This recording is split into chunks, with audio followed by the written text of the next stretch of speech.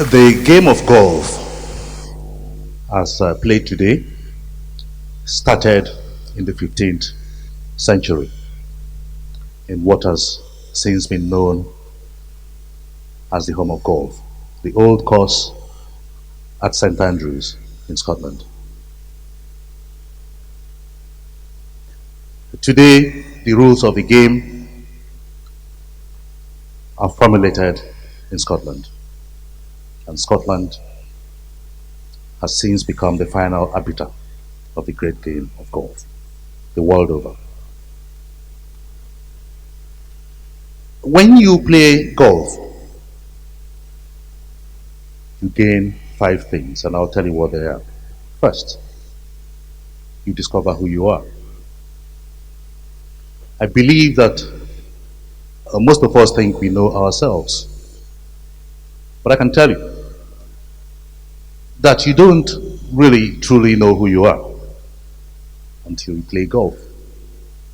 You might think you're the most honest person in the world. You've never hurt a fly. You don't tell lies. Your integrity is unmatched. But the moment you start playing golf, you discover who you truly are because you score yourself. The temptation to cheat is there. The temptation to tell lies is there. To lose your temper, the way you relate with other people. You get to truly know under pressure who you are. That's the first thing. Secondly, you get to know who the other people are, your playing partners.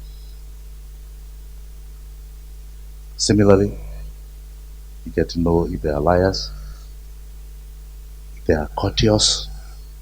Golf is a game of rules. If they follow rules of the game, and will they cheat when no one else is watching because you score yourself. So you get to know that. Indeed, if you're having to do business in most climes and the CEO of the company you're going to have that business meeting with, is a golfer and you're a golfer, your job is half done already because they learn to trust you because you're a golfer. But then you know what they do before the business meeting? They set up a game and you play with them. It wouldn't take 10 minutes for them to assess you, to know whether they can trust you truly. At the end of the game, you have drinks with them, and they make up their mind even before the business meeting starts. That's what you gain playing golf. The third thing you gain as a golfer is that you can sell anything you want to sell. You can sell yourself. For a business person, you can sell your business. You can sell your ideas. Because in 5 hours of playing, you have a captive audience.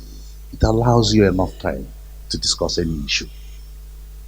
In 5 hours, if you cannot make a sales speech, then you're not worthy of being a businessman or a leader. Golf allows you to sell.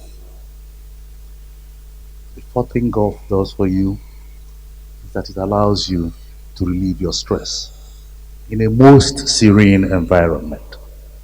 Clean air, lovely courses.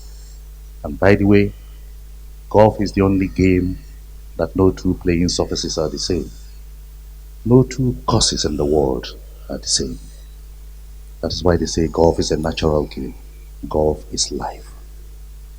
So you relieve the tension of the day, of the week, of the month built up just by playing golf.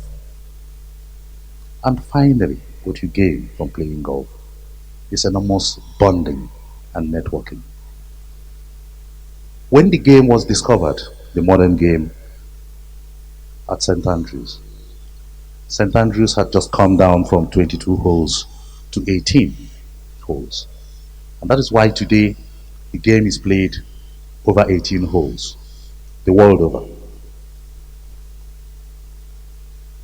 So by the time you've played your 18th hole, you tee off from hole 1 and go through the holes to the 18th hole. You find that the game is over, but the business of golf is not over because you're retired to hole 19. And that is when the socializing, the drinking, the refreshments begin. The networking begins. That is the fifth thing you gain playing golf. Golf is a game that leaders play. And what is this game all about? To the untrained eye, you have a bunch of men and women with nothing better to do with their time, just wandering around, lazying about aimlessly, not getting any exercise. But to the trained eye, golf gives you the most and the best exercise. And I'll tell you why. When you're having to walk around for 5 hours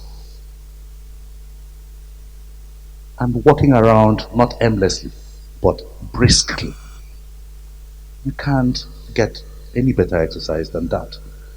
Have you tried walking around for 30 minutes non-stop? You have to do it for 5 hours and engaging your brain for 5 hours trying to do that. It gives you great exercise. Playing the game, you have to think creatively. You have to plan strategically. The game is played with over 13 clubs and precisely 14 clubs. Each club performs a particular task. Each club is deployed in your decision-making process. This is where the leadership bit comes in. You start from the one wood, which is the first club, to the potter, which is the 14th club. And you're trying to get that ball in the hole in as little number of hits as possible. Because the lower the hits you make before holding or putting your ball, the better you score. Golf allows a handicap system. And that means that a new golfer, like anybody, can compete with the best pro. I can play the game and compete against Tiger Woods. And I'll tell you why. Because Tiger is a professional. He doesn't have what we call a handicap. He plays off zero handicap. As a golfer, I play off 13 handicap at the moment.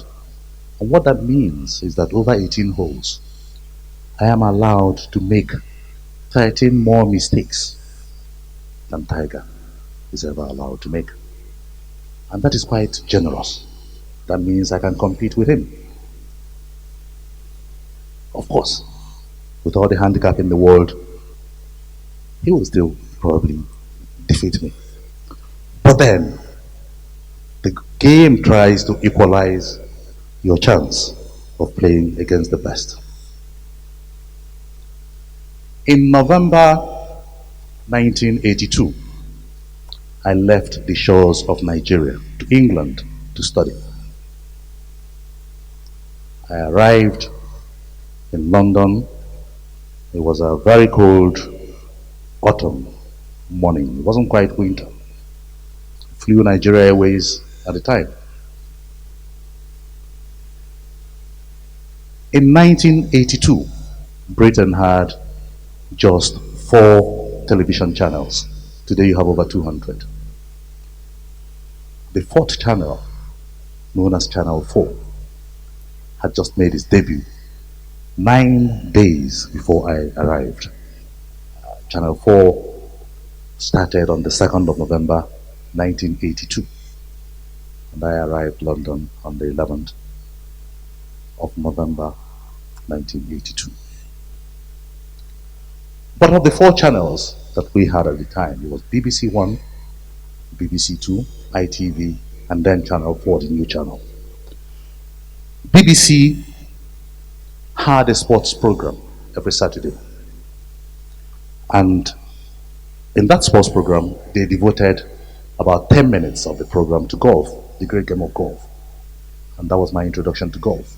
Just 10 minutes every Saturday. I used to look forward to it. And I loved the game. Precisely as I saw that the players dressed well. Indeed, you cannot play golf without tucking your golf shirt into your trouser. And the trouser was tailored. You cannot play golf wearing jeans. You cannot play golf wearing a t-shirt. It has to be a collared shirt. It has to have a collar. It cannot be a round neck. Of late, there's a variation of that where you can have a round neck, but it goes high a little bit. So I was drawn to this game that gentlemen and ladies played. Incidentally, in the 15th century, when the game started, it was a gentleman's game. Women were not allowed to play the game. Indeed, at the time, the gentleman had to wear a tie and jacket to play the game. Over the years, things changed. Women initially were not even allowed into the clubhouses. But over the years, the rules were relaxed. Women now started going into the clubhouses. But initially, women were not allowed to use the same entrance into the clubhouses. They had to create a different entrance for the ladies to access the clubhouse. I played in Edinburgh about 4 years ago, and the particular club I played in still had a different entrance for ladies today. Eventually, ladies played, but that should not be a big surprise to you. Because don't forget that it's only in the last few decades that women won the right to even vote in elections in the Western world, in the US, just to vote and be voted for. So the world has moved on. Today, some of the best golf players are ladies. Incidentally, in my own house, my wife plays better golf than I do because she was a hockey captain in her school days. So the swing has been easier for her than it has been for me. And also, she was a captain of the golf section for ladies before I became a captain of the golf section of Enugu Sports Club. Indeed, she sacrificed her second term as captain. She didn't want to go for second term just to allow me to become captain because it didn't make sense for both of us to be captains of the same club. Her being the lady captain and myself being the captain of the club. It wasn't a family business. So she gave up just for me. And I acknowledge and I appreciate that.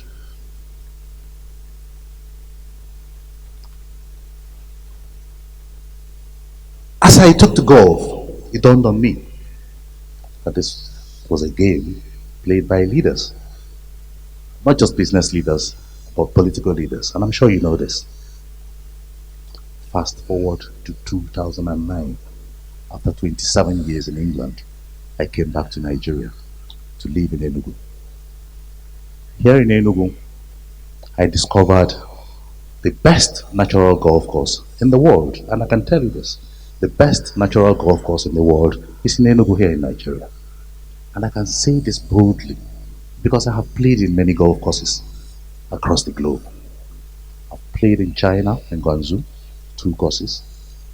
I've played in Dubai, even at night with my wife, floodlit game, 2 courses.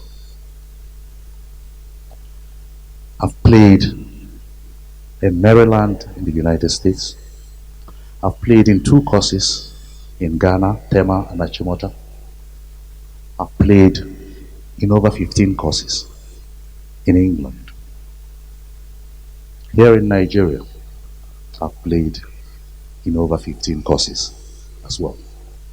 And what golf allows you to experience is the diversity of its players, the different cultures. Because as you play the game away from your home, you begin to learn the cultures of the others. After joining the golf section of Enugu Sports Club in 2009, I became the captain of the section in 2002. Golfers make transformational leaders. I knew that at the time. I was bequeathed a golf section that couldn't pay salaries, monthly salaries, because we didn't make enough money monthly to justify that. And I needed to deal with it, but to deal with it differently. And my solution with dealing with not being able to pay salaries was to hire two more staff added to the staff bill. I still needed to pay the salaries. The club didn't have the money to do that. I increased the salaries of the existing staff. But you know what? By the time we were done, members saw a leadership that was different, clarity of purpose, a new vision. They embraced it. And through goodwill, we were able to get through our financial issues. And we were able to, for the first time, build a brand new clubhouse. Though we didn't have money, it was all achieved through goodwill, clarity of purpose, a new vision, strategic thinking, creative thinking. The result that was achieved, 10 new projects at the golf section within 2 years, led to my election at the club as the chairman of Enugu Sports Club 1929, the first time a golfer was to be elected chairman. In 2 years as chairman, we turned the place upside down because transformational leaders are very disruptive. You have to disrupt the status quo to be able to achieve the vision that you've crafted for your people. And that we were able to do. And we executed projects strategically targeted worth over 50 million naira in 2 years.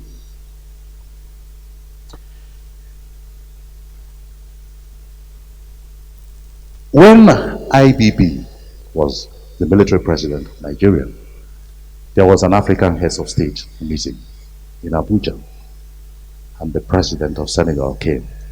He couldn't play golf because there was no golf course, and IBB commissioned Julius Berger to do a world-class golf course. And today, that course is one of the best in Africa. What we lack in Nigeria is deep thinkers, creative thinkers as our leaders.